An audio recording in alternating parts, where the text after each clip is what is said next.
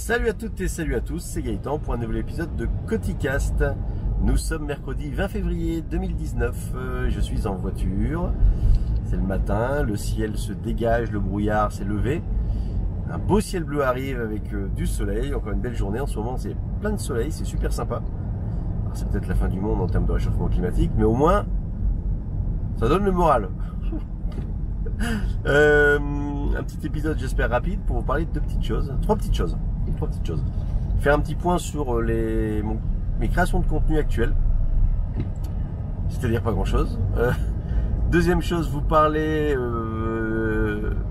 iPad. C'est pas que l'iPad d'ailleurs. Pourquoi l'iPad peut pas remplacer l'ordinateur? Pour juste un exemple en fait, je vais pas vous faire tout le débat, parce qu'Apple différemment vient de sortir un épisode qui parle de l'iPad et je l'ai pas encore écouté, mais si ça tombe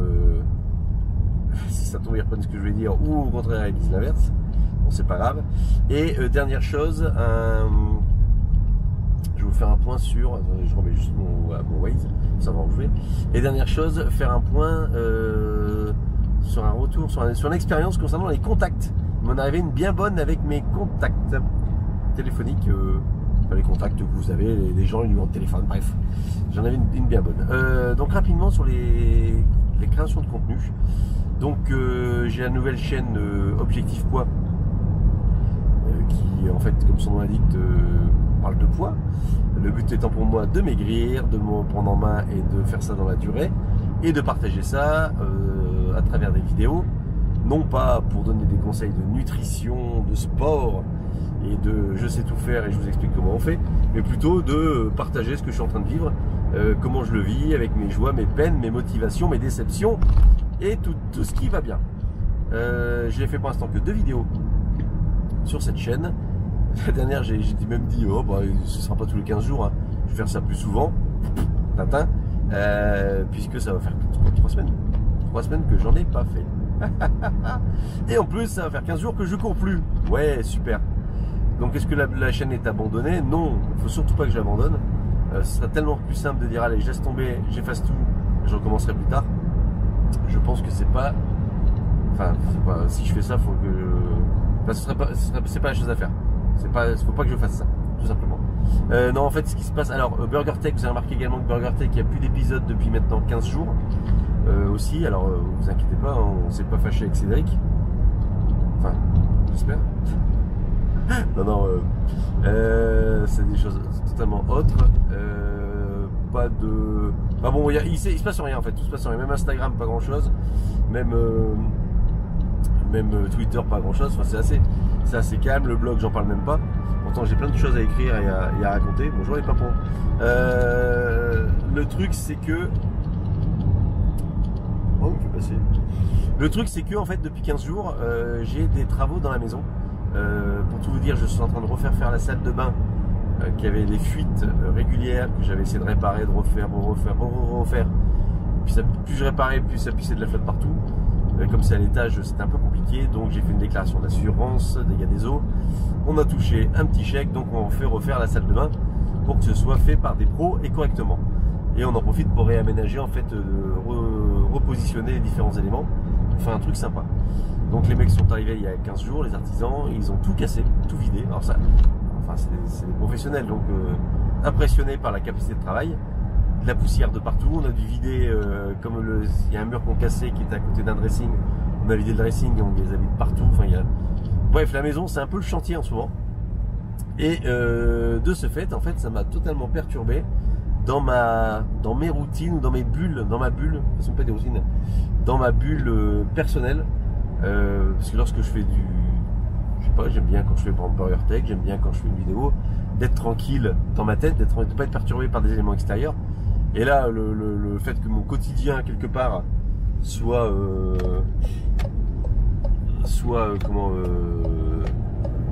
totalement chamboulé, fait que c'est un bazar sans nom dans ma tête et dans une sorte de sérénité créative. C'est même pas que j'ai pas d'idée, c'est juste que j'aime bien être tranquille quand je fais mon truc. Et là, actuellement, je le suis pas. Donc les travaux vont bientôt se terminer, ça va reprendre. Mais c'est marrant, enfin, je pensais pas que... Tiens, je vais lui rentrer dedans. Bah lui, il fait mon dedans aussi. Je pensais pas, mais les gars, bien. Ça s'appelle les queues de poisson ce que vous avez fait les deux côtés. Je ne pensais pas que je pouvais être aussi perturbé par des choses comme ça. Bon c'est pas grave. Pourtant au boulot, j'ai plutôt une phase d'adaptation. Je suis plutôt, ouais, j'arrive à m'adapter facilement à n'importe quelle situation. Mais perso, peut-être dans ce côté ma bulle à moi, il faut pas y toucher. Voilà, c'était juste le petit truc par rapport à ça. C'est dommage parce qu'en plus avec la petite caméra Osmo Mobile, bah, je m'éclate comme un petit. Enfin, je m'éclate. La preuve de ce que je suis en train de faire côté casse, moi je trouve ça sympa. Donc à suivre. J'espère reprendre le truc assez rapidement. Enfin, j'espère et je souhaite reprendre assez rapidement. En plus, sur Objectif Poids, il faut que je trouve un autre format de vidéo. Puisque jusqu'à maintenant, les 2 vidéos que j'ai faites, c'était à chaque fois que j'allais courir. Et après, je prenais la caméra. Et puis une fois que j'avais couru, bah, je partageais un petit peu ce que j'avais à raconter. Si je fais ça à chaque fois, ça va être un peu lassant. Faut que je trouve un peu. Faut que je trouve des formats. Alors, soit j'attends que l'idée vienne. Soit je vais fouiller un peu sur YouTube, mais j'ai peur de faire de pomper de l'existant. Et alors ça peut m'inspirer, mais d'un autre côté j'ai peur de faire trop de... Bon bref, si vous avez des idées, je suis intéressé. Deuxième truc, donc concernant l'iPad et l'ordinateur. Alors en ce moment, l'iPad Pro, le dernier iPad Pro fait beaucoup parler parce que c'est un très bel objet. Il est très très puissant, donc ça y est, ça peut remplacer un ordinateur selon les usages, selon ce qu'on peut faire, tout ça, J'ai un iPad, c'est pas un iPad Pro, c'est l'iPad 2018, mais qui va très très bien pour ce que je fais, prise de notes, consommation de contenu. Et puis là récemment, les montages vidéo avec LumaFusion. Et pour l'instant, j'ai pas vu l'iPad ramer. Par contre, la question c'est est-ce que ça peut remplacer? Je me suis déjà posé plusieurs fois la question. Est-ce que ça peut remplacer mon ordinateur pro et perso? Alors pro, je vous l'ai déjà dit, non.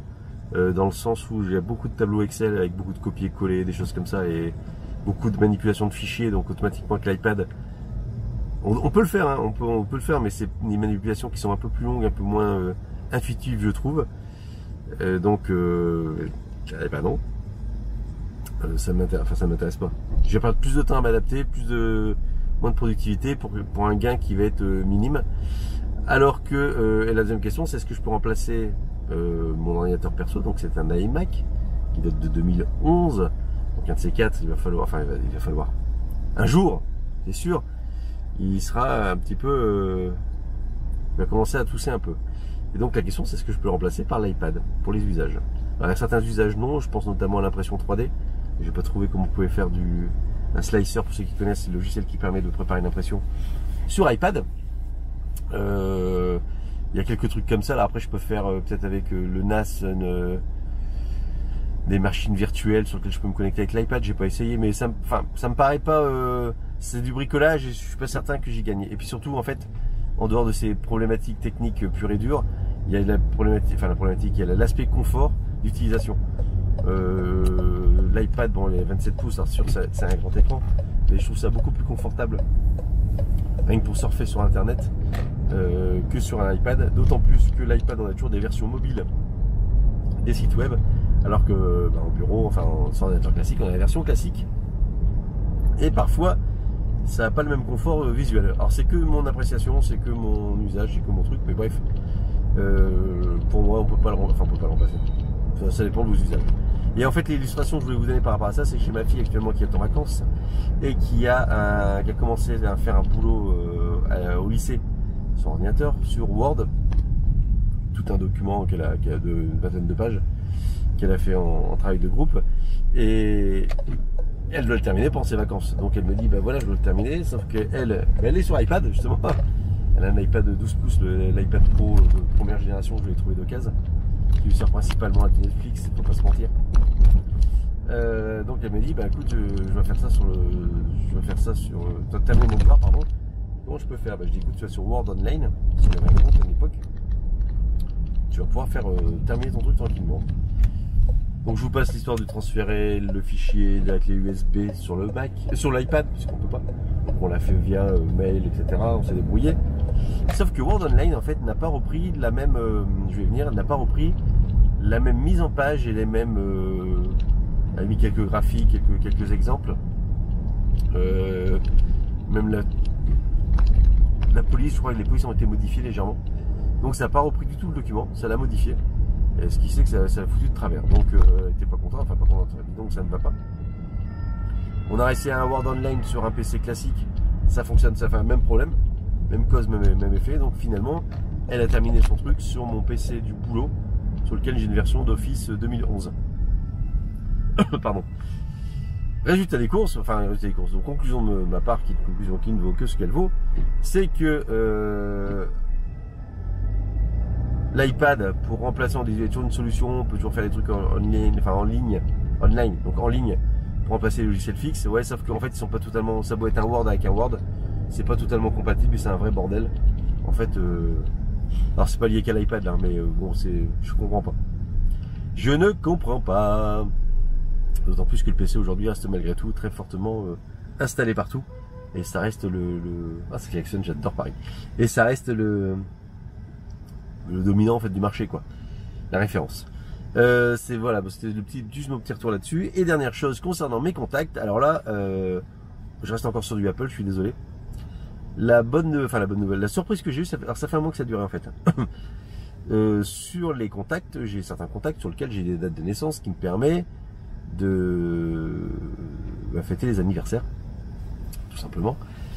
Et les contacts donc sont synchronisés par iCloud, entre le Mac, l'iPhone, l'iPad et tout ce qu'on veut bien là-dessus. Et je me suis rendu compte, c'est peut-être un an maintenant que ça durait cette histoire.